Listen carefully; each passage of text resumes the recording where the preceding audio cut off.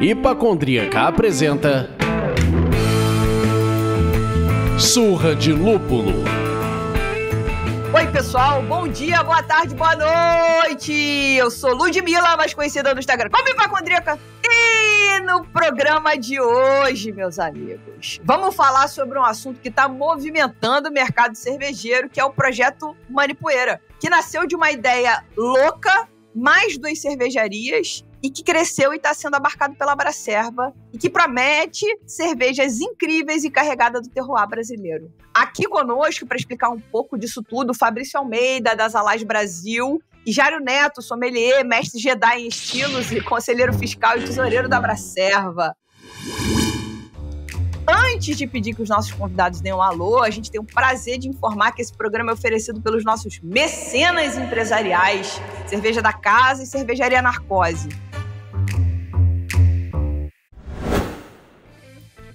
Agora sim, Jário e Fabrício, dê um alô pra galera, por favor. Oi, pessoal, boa noite. É um prazer estar aqui com vocês, ouvindo com toda essa animação a Lud. Isso já vale o podcast. Tamo junto, eu sou o Fabrício das Alás, estou aqui para falar um pouco desse projeto lindo que nasceu, principalmente puxado aí pelo Jairo. Fala, galera. Obrigado pelo convite, Lud e Leandro. Estou aqui em busca da Bia e do Diego pelas participações do Surra. Estou na segunda só, né? Mas quem sabe a gente começa no Formiguinha. E a ideia é trocar uma ideia aí sobre o projeto e contar um pouco da história. Obrigado pelo convite. Bem-vindos de volta ambos, e eu sou o Leandro, mas hoje vocês podem me chamar do Munhá da cerveja, daquele antigo espírito do mal. Antigos espíritos do mal, transformem esta forma decadente em Munhá, o divino eterno.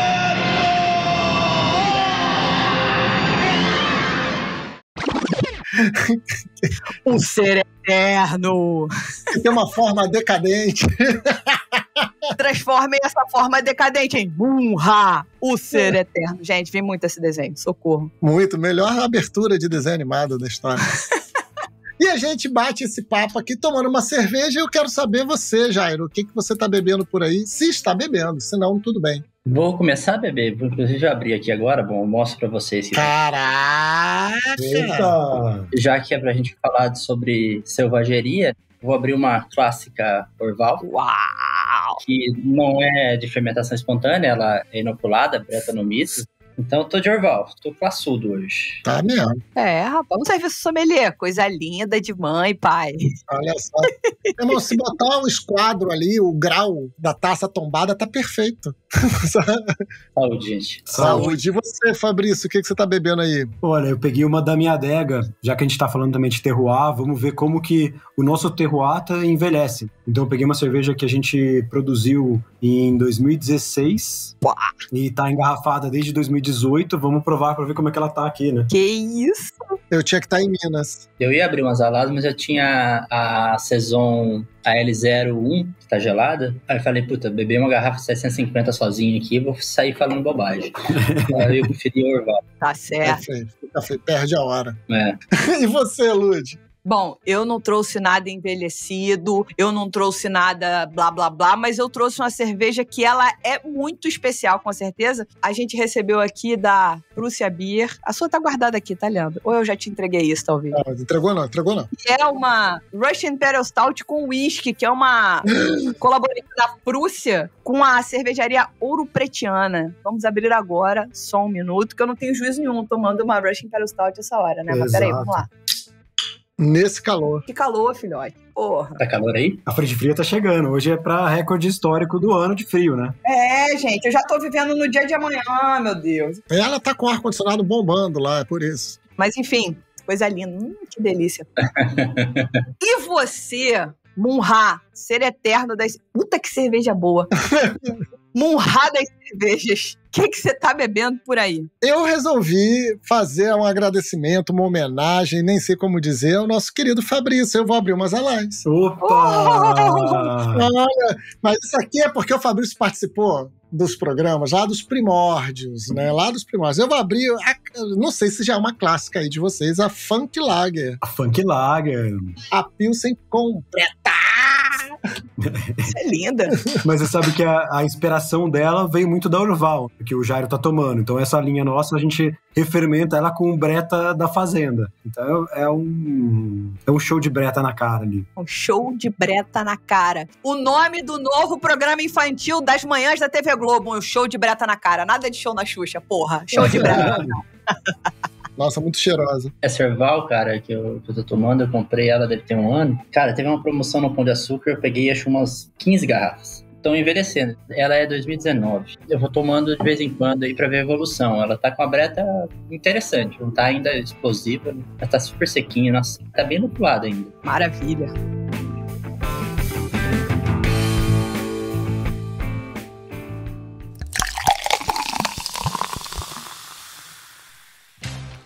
Bom, meus amigos, se você é fã do conteúdo que a gente produz aqui, se você dá risada das piadas que a gente faz, se você se emociona nas tretas que debatemos, se você aprende alguma coisa aqui, vire um mecenas do Surra de Lúpulo. Como? Através do site apoia.se/Surra de Lúpulo e escolha um apoio que cabe no seu bolso. É ou não é, Leandro? Com certeza. E se você não pode apoiar com grana agora, não tem problema. Você pode ajudar a gente a chegar mais longe. Basta enviar o link desse episódio para um amigo que gosta de cerveja artesanal. Mostra esse novo universo para outras pessoas também, para as pessoas que estão começando a ficar mais interessadas. Ou compartilhe nas suas redes sociais marcando a gente. Estamos em diversas plataformas de streaming, mas o coração enche de amor quando rolam 5 estrelinhas no Spotify. Cada estrelinha é uma bombada de amor no nosso coração. Agora, se rolar o combo 5 estrelas mais comentário no Apple Podcast, a gente pira de alegria. Aí fica muita loucura. As avaliações ajudam as plataformas a entenderem que o nosso conteúdo é relevante e melhoram muito a distribuição dos episódios. Então, ajude-nos a hackear esses algoritmos escrotos. Oh yeah, baby. Essa eu não sabia das 5 estrelinhas no Spotify. Já tô entrando aqui pra dar a minha. Eu já vou fazer a mesma coisa. Aê! Assim que a gente gosta. Convidado que faz na hora, que ao vivo é mais gostoso.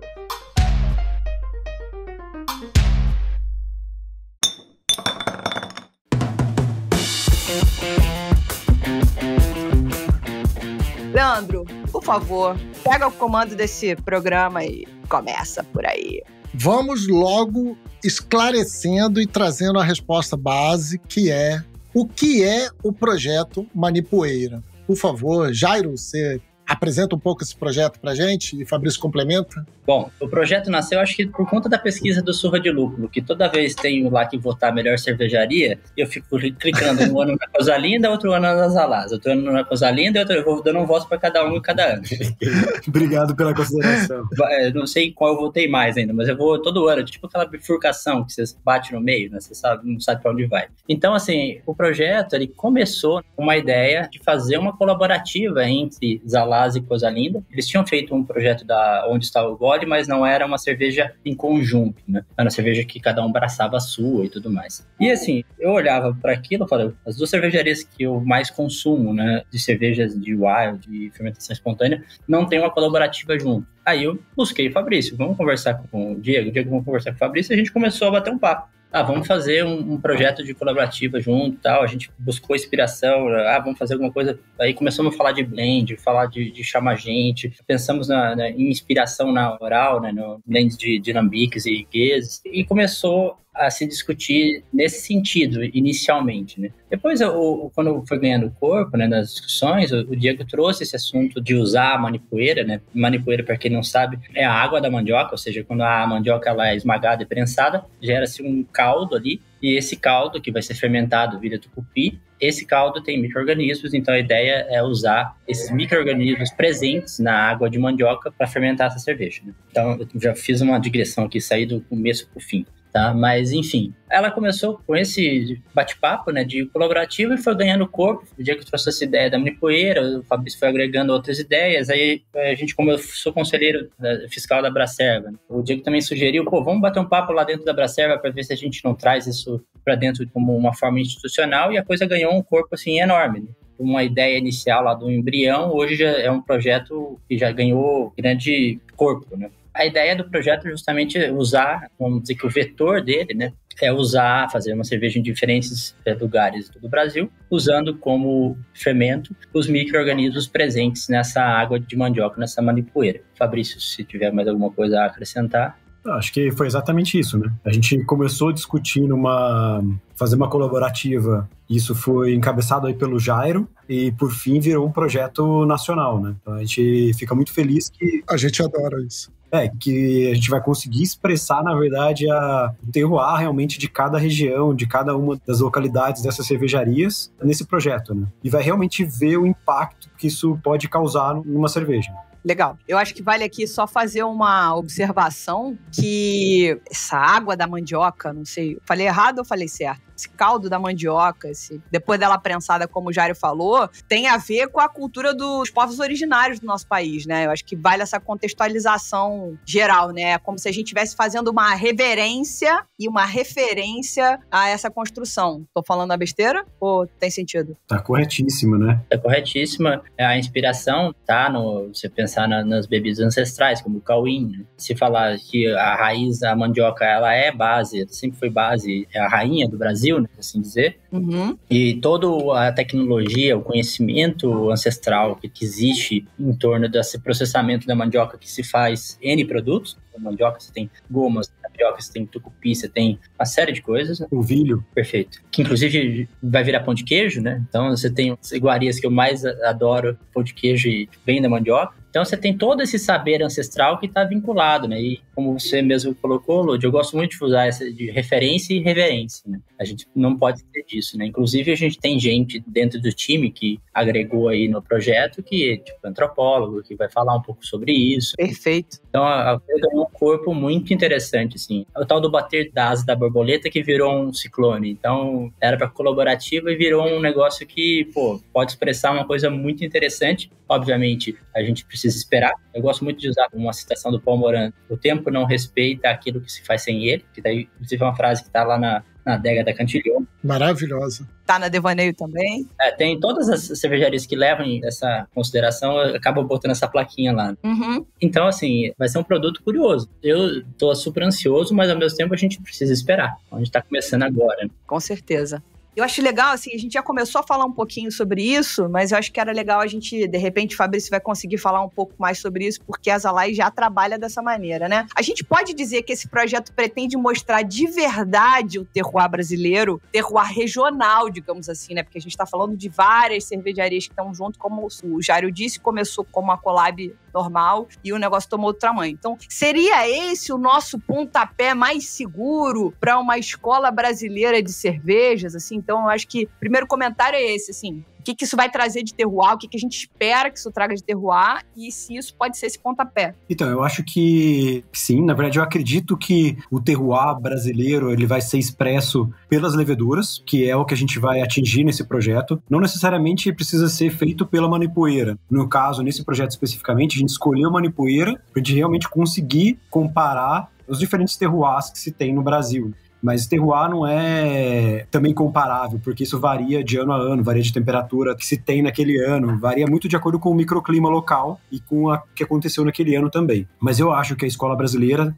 ela vai estar muito mais ligada nessa vertente de levedura do que nas vertentes de frutas, até de madeira, né? Eu acredito muito na levedura e depois numa madeira, com mais ressalvas sobre o uso de madeiras brasileiras, que apesar de serem demais ali nas características que agregam na cerveja, tem uma ressalva muito grande em relação ao desmatamento. Sim. Então essa é uma ressalva que eu deixo quando a gente fala de madeira brasileira. Mas é interessante porque esse projeto nasceu e as duas cervejarias, tanto a Coisa Linda como a Zalaz, a gente já tinha projetos com uso de mandioca. Uhum. Se não me engano, a Coisa Linda já tinha uma cerveja que foi feita dessa forma, com manipoeira, e nós também já tínhamos uma cerveja que também usa mandioca plantada e colhida na fazenda. Um dos nossos conceitos é usar parte dos ingredientes que a gente cultiva direto ali na fazenda, e a mandioca é um desses ingredientes que está com a gente há mais de 100 anos sendo cultivado ali na nossa terra. A gente fez algumas cervejas com a mandioca, com o cauim, né? Que aí tem vários processos também de você fazer a manipoeira. E a gente está numa região que é muito forte na produção de polvilho. Então você tem uma produção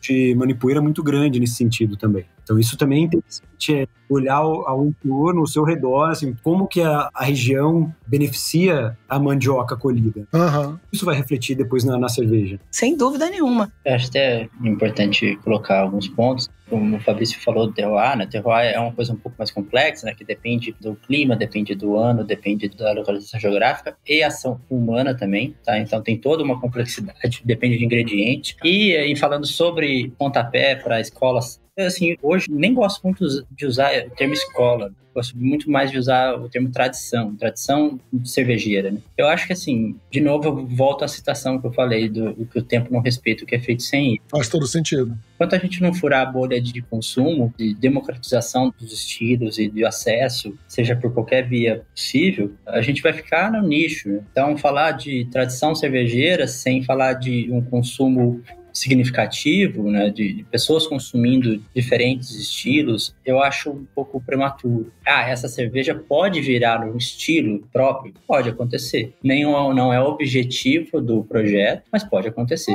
Mas, assim, falar de escola, de tradição cervejeira, a gente está começando, sabe? A gente está começando e a gente tem muito caminho a trilhar. Tem essa ansiedade, né, do Brasil de querer emular o comportamento americano, que teve a explosão, o revival, mas a realidade é totalmente diferente de lá e daqui.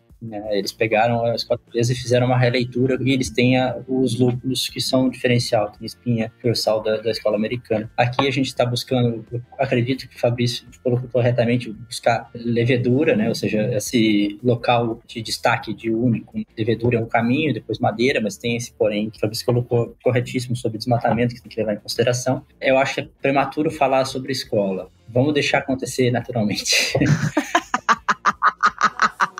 Jairo me lança um pagodão no final da frase dele pra ver se eu sossego. Deixa acontecer naturalmente. E eu já peço aqui pro Rubens, nosso editor, já lança aqui a saudação da mandioca, pelo amor de Deus, porque ela é a atriz principal nesse papo. Nós estamos comungando a mandioca. Então, aqui hoje, eu tô saudando a mandioca. Acho uma das maiores conquistas do Brasil. Comecei com uma citação do francês e acabei com um pagode, mas deu para entender. Perfeito. Isso é muito Brasil. Exatamente. Não, a minha questão era só essa questão de escola. Realmente eu não me preocupo com escola, mas eu acho que a gente vai conseguir expressar muito mais as características de uma cerveja brasileira através das leveduras do que através de outras... A gente não é produtor de malte, um grande diferencial, a gente não é produtor de lúpulo, um grande diferencial. Eu acho que o diferencial vai realmente entrar na colheita dos micro-organismos corretos ou diferentes para se fazer uma fermentação da cerveja. Acho que aí a gente vai conseguir expressar algo diferente do que você acha no mundo, né? Acho que isso é a nossa grande agregação de valor ali para esse projeto, né? Para o mundo das cervejas globalmente, né?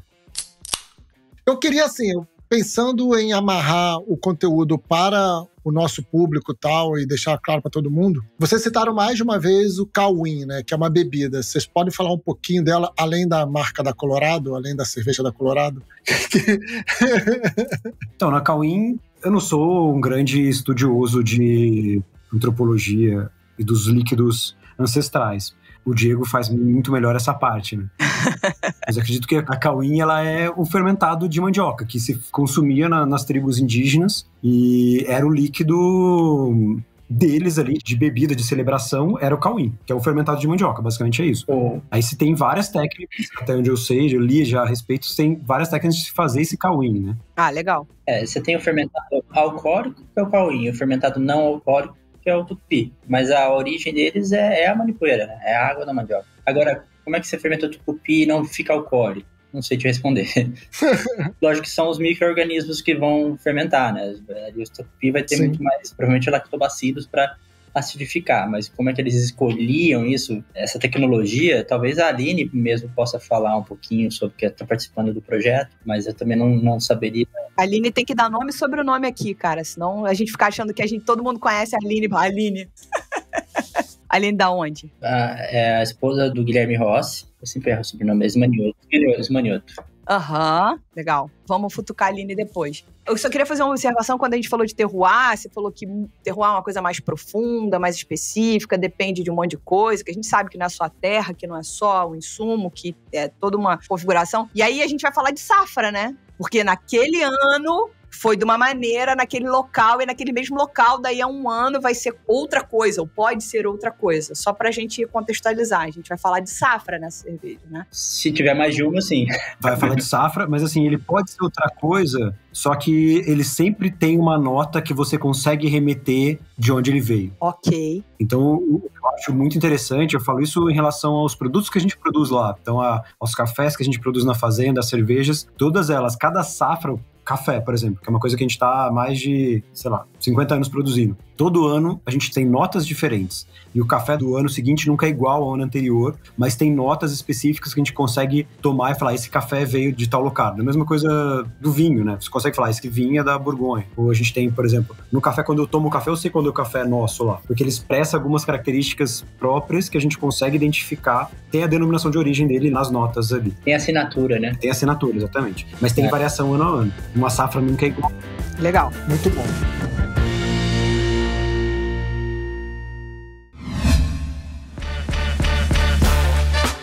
Bom, gente, hoje, dia 1º de setembro, lembrem-se que amanhã é meu aniversário, tá? Então, ontem terminou a coleta de respostas da pesquisa Retrato dos Consumidores de Cerveja 2022 e ainda estamos juntando os cacos depois de 31 dias intensos de trabalho e divulgação. Ninguém mais aguentava me ouvir pedindo responde a pesquisa. Mas podemos afirmar que estamos muito felizes com a adesão e com o crescimento do número de respostas em todos os estados do nosso país. Agora a gente vai entrar naquela fase de organização e tabulação de dados para que até dezembro desse ano a gente possa entregar o relatório completo e cheio de análises e insights para todo o mercado cervejeiro de forma gratuita. O relatório completo nacional com análise e insights para todo o mercado cervejeiro de forma gratuita. Vale lembrar que esse projeto foi apoiado pela Maitep, Beerheld, Lamas Brew Shop e Fermenta Pessoas.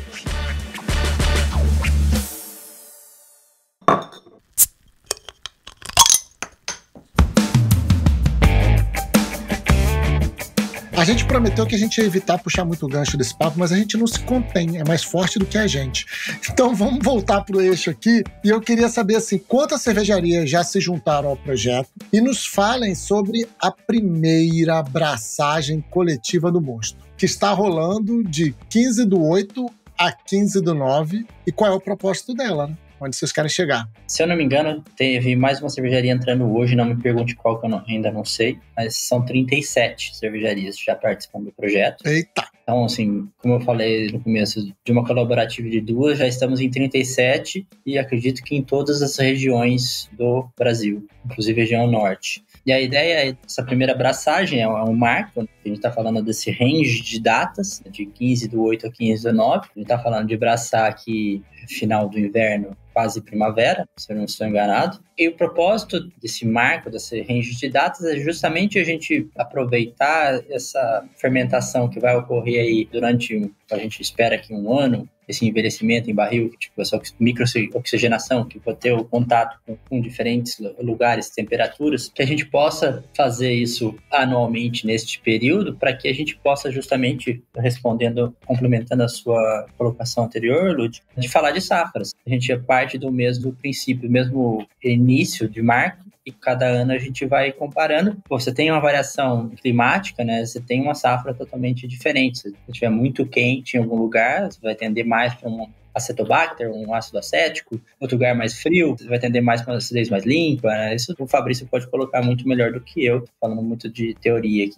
Eu acho que exatamente. A ideia é de a gente tentar delinear o projeto em termos de data de produção, a receita ser bem padrão, para a gente realmente ver o impacto da manipoeira. A cultura principal que a gente quer analisar. Qual que é o resultado da fermentação da cerveja em cada uma dessas cervejarias, em cada um desses estados, com a colônia coletada da manipoeira. E aí isso a gente vai sentir, essas diferenças climáticas que se tem no Brasil como um todo, né? Então a ideia é a gente não ter uma fermentação controlada em termos de temperatura, para a gente realmente sentir o impacto disso no resultado final, que é a cerveja que a gente vai depois consumir. A gente vai ter oportunidade de provar cada uma delas separadamente e possivelmente ter um blend de todas elas para ser lançado aí.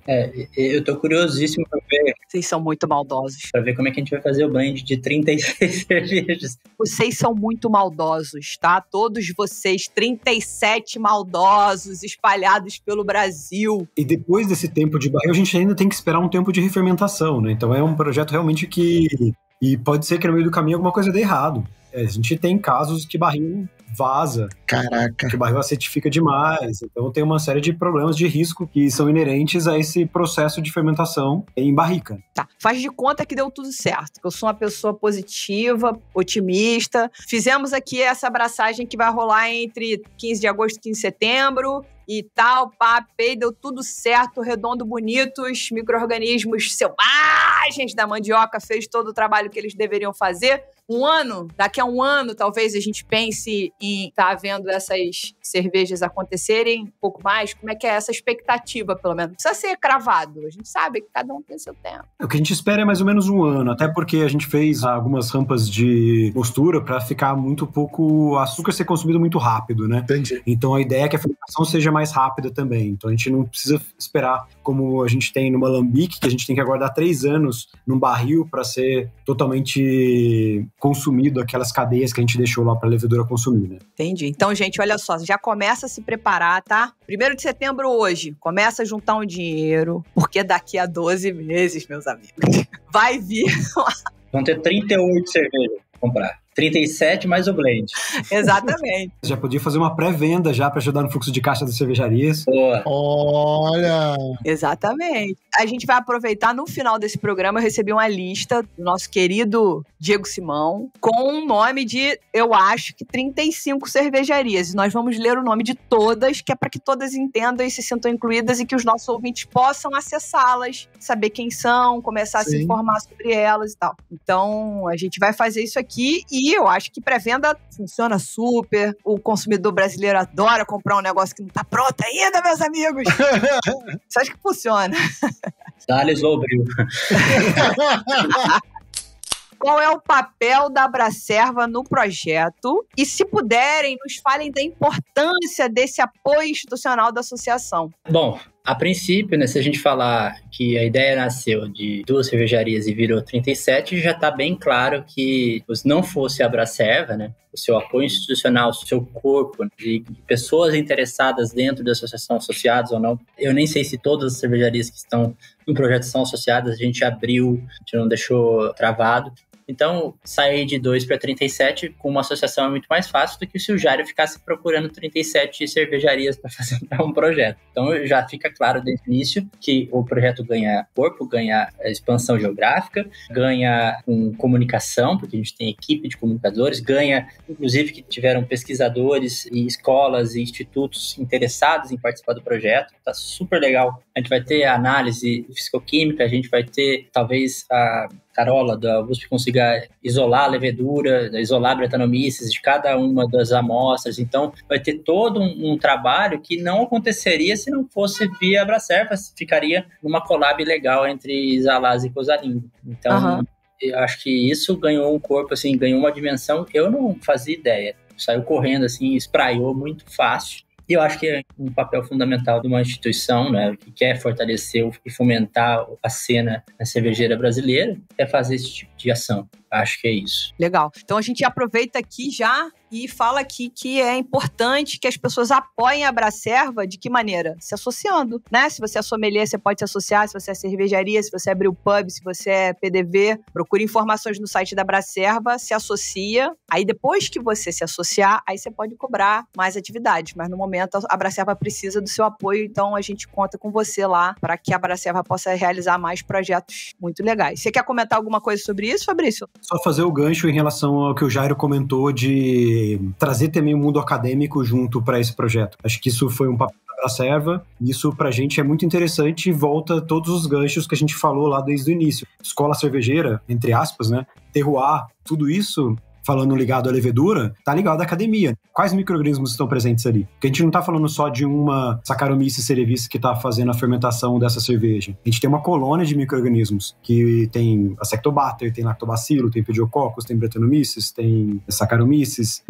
De certa forma, conseguindo trazer esse outro público, que a gente só consegue isso com o peso que a Abracerva deu pro projeto, agregando todas essas cervejarias e esse movimento nacional, de realmente ter uma análise, né? Qual que é a diferença que a gente tem mais ou menos na colônia colônia que a gente encontra lá no sul, para a colônia que a gente está no norte, no nordeste, concentração de cada uma, né? Cada uma dessas famílias de micro-organismos que a gente falou, de bactérias, de fungos, de leveduras. Acho que isso é super importante, né? Até para uma análise mais profunda e para a gente ter uma escola cervejeira brasileira mais concretizada também, mais acadêmica, sabendo realmente do que está no nosso meio ambiente, que está fazendo essa cerveja ficar dessa forma, né? Perfeito. Você já puxou e começou a responder a próxima pergunta, e eu acho que super se encaixa. E aí a gente queria exatamente seguir esse caminho, entender que, além das cervejas, assim, certamente a gente vai ter grupos de estudo e pesquisas, como você já citou, né? Trazer esse suporte acadêmico, que vão produzir e formatar esses trabalhos científicos sobre o tema.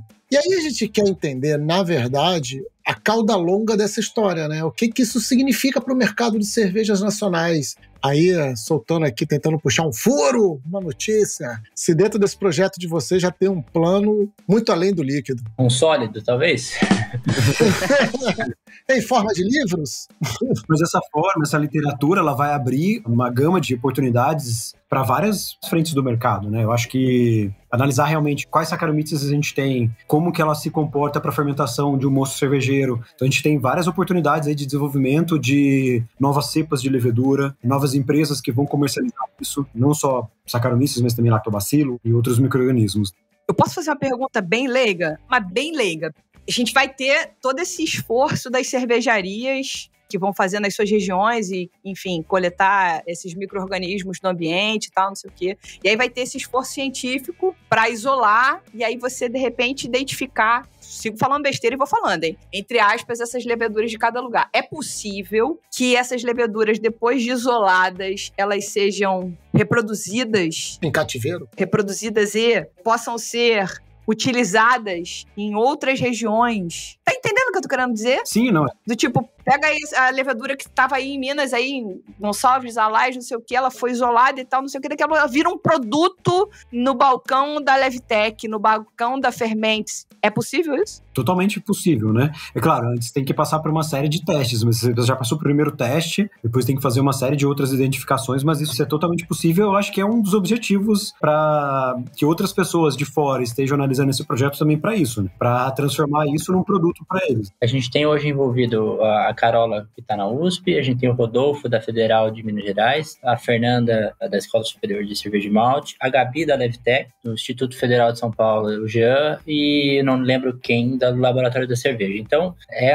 vamos dizer, dos subprodutos, não de fermentação, mas subprodutos do projeto, é ter talvez um banco dessas leveduras, se forem viáveis do ponto de vista econômico e do ponto de vista sensorial também, que a gente não sabe o que esperar, né? Sendo elas viáveis, é possível que isso vire um produto para ser vendido lá na frente e para ser reproduzido em outros lugares, né? Assim nasceram as leveduras que a gente basicamente usa hoje nas cervejas, né? Então a gente usa muitas vezes fermento liofilizado, que nasceram dessa forma. Eles foram isolados, eles produzem ésteres, fenóis dessa forma, e você compra eles. Outro dia teve uma reportagem que o fermento lager nasceu na Patagônia. Exato. Então você tem do lado e hoje é como se fosse lá da Europa. Você compra da Fermentes lá da Europa e ele nasceu aqui do lado. Então a mesma coisa pode acontecer aqui, né? Você pensa nesse projeto, né, como lastreado nos povos originários, nos vencidos, né, que os colonizadores vieram e venceram, por assim dizer. E aí a gente pega e vê que, pô, a tradição cervejeira alemã é lager, né, essencialmente, que veio da Patagônia. Na Alemanha se come muita batata que é andina, né, da América Central. Então, cara, no fundo, assim, nós demos essas tradições para eles, sabe? Tem aquela frase, né, se eu estou aqui no alto é porque eu subi no ombro dos gigantes. Os gigantes somos nós, os colonizados. Então, eu acho que esse projeto também traz um pouco disso, né, dessa... Lógico, nós estamos usando tecnologias europeias, né? Nós estamos usando malte, nós usamos um pouco de lúpulo, mas a ideia é fazer um pouco dessa antropofagia, por assim dizer, e juntar e usar essa referência ao ancestral. Então, deixa eu fazer uma observação aqui, porque eu sou uma pessoa emocionada em relação à escola brasileira. Me perdoa, vocês já explicaram aí que tem que ter paciência, que não sei o quê. Essa porra de paciência não é um negócio que nasceu em mim. Mas, enfim, quando eu falo que eu sou emocionada nisso, e esse projeto, ele entrega um tripé muito importante. Ele entrega a cerveja, uma cerveja tipicamente nacional, com os micro-organismos daqui e tal. Ele entrega a possibilidade dessa criação de uma literatura científica na língua portuguesa, usando um produto 100% nacional, mais uma vez a saudação à mandioca. E agora ele entrega a possibilidade de um subproduto, como o Jário falou, chamou de subproduto, brincando com isso. Mas é isso, mais um produto, ou seja, a rentabilização do negócio. Então, gente, tem muito negócio que não tem um tripé para manter ele de pé, entendeu? Então é um negócio sensacional. Eu espero que a gente tenha safras e safras anuais realmente. Não fica nessa do tipo, se tiver, não. Onde com surra de lucro pode empurrar quem tiver que empurrar. Vambora. E outro subproduto é até o uso de adjuntos locais para a produção de cerveja. Então a gente está falando de mandioca, que é uma fonte de amido riquíssima, que a gente pode usar na produção de cerveja, e ela é abundante no Brasil, você produz no Brasil inteiro. Sim. Então você tira um pouco dessa dependência de malte, de cevada, que precisa de um clima específico. É uma cultura que a gente pode produzir no Brasil inteiro e pode ser uma base para usar para fazer produção de cerveja, por exemplo. Perfeito. Eu fiquei com uma super dúvida de leigo, e aí seguindo aqui a barca do leigo da Lud, que é, essas leveduras isoladas, elas ficam exclusivas para o uso de cervejas, para produzir cerveja, ou elas cabem também em produção de outras bebidas ou outros alimentos? Seria possível usá-lo? Ela serve para tudo, né? A levedura vai fermentar tudo. Você tem levedura que vai fazer uma fermentação alcoólica, tem outras que não. Uhum. O grande diferencial da cerveja, a levedura ela tem que ter capacidade de fermentar cadeias de açúcares maiores, né? Então, eu tô falando do nosso caso. A gente faz muito experimento, mas o nosso experimento é muito prático, né?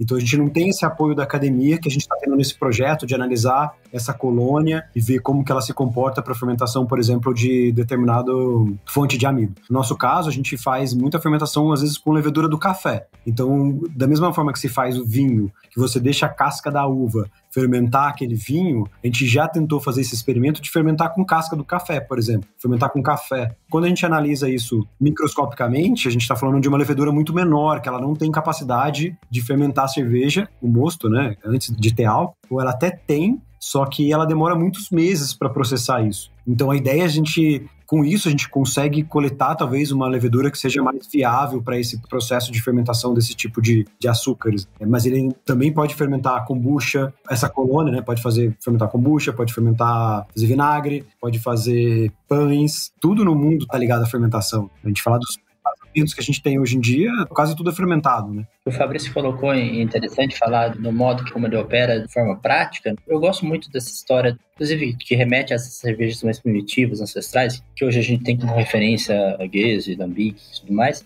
que esse saber ancestral era uma coisa que, você pensa, por exemplo, do turbid mash, é deixar açúcares complexos para que a levedura Brettanomyces faça essa fermentação lá no final. Ninguém pensava em turbid mash porque nem se sabia o que era levedura, né? Uhum. Você tinha o quê? Um processo, às vezes, tanto de malteação quanto de mosturação, ineficiente. Então, gerava açúcares complexos, né? Então, isso é super interessante. Eu acho muito bonito essa história que remete aí ao passado, né? E que hoje a gente pode, sim, ter esse lúdico, esse romântico ao passado ancestral das cervejas primitivas e tudo mais, mas, ao mesmo tempo, um apoio acadêmico de poder isolar uma levedura, saber que ela funciona de forma A, B ou C, ou não sendo uma outra bactéria. É legal ter esses dois mundos, né? Eu gosto muito de contar essa história do saber ancestral, né? Que eu acho, como sommelier, uma coisa que seduz. Quando eu vou, inclusive, apresentar uma cerveja complexa, ácida, eu não jogo ela na mesa, né? Eu preciso contar uma história, preciso apresentar junto com a gastronomia,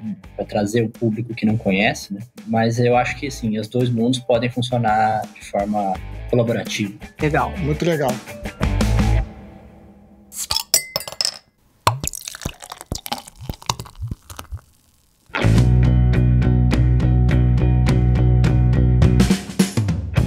Para a gente encerrar, eu gostaria de ler aqui e de citar todas as cervejarias que estão participando do projeto Manipoeira, que é esse projeto tão legal que a gente ficou aí ouvindo falar sobre ele e ainda tem muito assunto, porque assim, eu fiquei com mais perguntas aqui na cabeça, mas infelizmente o tempo urge e a gente tem que respeitar o tempo, como o Jairo já falou. Então vamos que vamos. Então vou citar aqui quais são as cervejarias que estão participando. Caatinga Rocks, de Alagoas, a cervejaria Sarapó do Amazonas, a Proa Cervejaria da Bahia, a Cru Cervejaria do Distrito Federal, a cervejaria São Sebastião de Minas Gerais, a Zalais de Minas Gerais, a Amazon Beer Pará. Lá do Pará também a Caboca, a cervejaria AD Beer do Paraná, a Way Beer Paraná também, a Hop Mundi do nosso querido Ciro, do Rio Grande do Norte, a Lem Beer lá do Rio Grande do Sul, a cervejaria Narcose, oi querida, do Rio Grande do Sul, a Devaneio do Velhaco, também do Rio Grande do Sul, a Donner, também do Rio Grande do Sul. O Rio Grande do Sul tá dominando, hein, gente? A Marek Cervejaria também lá, e a Suricato do Rio Grande do Sul. A Armada Cervejaria de Santa Catarina, a Cervejaria Blumenau de Santa Catarina, a Cervejaria Cairóis, a Coisa Linda, a Quinta do Belascas, a Omas House, a Cervejaria Única, todas de Santa Catarina. De São Paulo vem a Cerveja Pestana, Cervejaria Nacional, a Pineal, a Cervejaria Prisma, a Tarantino, a Fermentaria Local, a Graja Beer, a IFSP, Cervejaria Escola do Sertãozinho, a Infected Brewing, a Japa Cervejaria e a Trilha Cervejaria, todo mundo lá de São Paulo. Muito maneiro, gente. Vocês juntaram pessoas e cervejarias muito legais. Parabéns, cara. Parabéns. Legal demais mesmo. Uma pena que não tenha nenhuma cervejaria do Rio de Janeiro aqui. Não sei o que aconteceu. Ainda dá tempo de entrar. Vamos lá. Ah, dá tempo de entrar. Dá tempo de entrar, gente. A gente é muito apaixonado nisso, Fabrício. Esse negócio de representar todos os estados é uma paixão, um tesão nosso, muito grande. Esse projeto tem duas coisas que mexem com a nossa cabeça. A primeira é uma ideia pequena que sai do controle e fica absurdamente grande. Isso mexe muito com a nossa cabeça. Perceba a pesquisa do retrato dos consumidores. Ela nasceu assim. E a outra é ter o Brasil todo. É não falar só com meia dúzia de estados ou meia dúzia de pessoas. É ter o Brasil todo. Gente, isso mexe muito com a nossa cabeça, mexe muito com o nosso coração.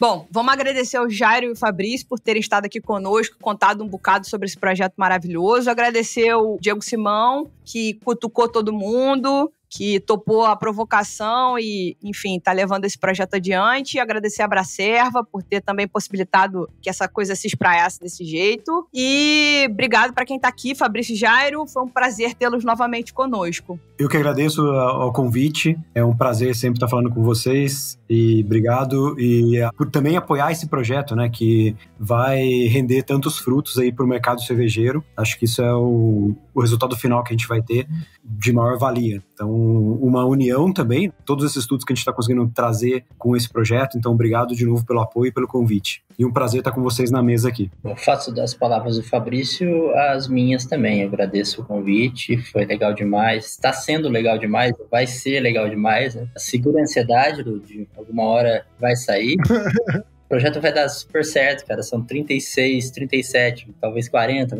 Quem sabe alguém do Rio aparece. 40 chances de dar certo. Pô, vai dar certo. Já deu, gente. Já deu, exatamente. Vai ser um projeto bacana. Tô ansioso também, mas vamos aguardar. E só fazer um jabá, então, a gente na próxima semana vai estar preparando, a gente vai produzir a nossa mais pro final do mês de agosto, mas quem tiver curioso, acompanha a gente nas redes sociais, a gente vai colher a mandioca, vai fazer todo o processo ali e vai mostrar isso para vocês como a gente tá fazendo a nossa manipoeira, como a gente tá fazendo toda a abraçagem ali. Eu queria só agradecer muito a você, Jairo, muito a você, Fabrício, por vocês estarem aqui. Queria trazer aqui, documentar oficialmente que o Diego cresceu, agora está em 3,25 participações no Surra de Lúpulo. E que ele se aproxima de Bia Amorim. A gente tem... Bia, presta atenção no que está acontecendo, hein? Ele está chegando devagarinho. Bia tem quanto? A Bia está com 4. Isso aí. Bom, encerrando o programa do jeito que a gente gosta, que é agradecendo aos mecenas que nos ajudam a manter independência criativa nesse programa. Danilo Borges, Cintia Okawa, Jair Corrêa da Silva, Leandro Melo, Luiz Gustavo Silva Pinto, Aline Jansen, Suzane Sampaio, Gustavo Faria, Marcelo Leal, Luiz Heraldo. É isso, meus amigos. Muito obrigada. E até semana que vem.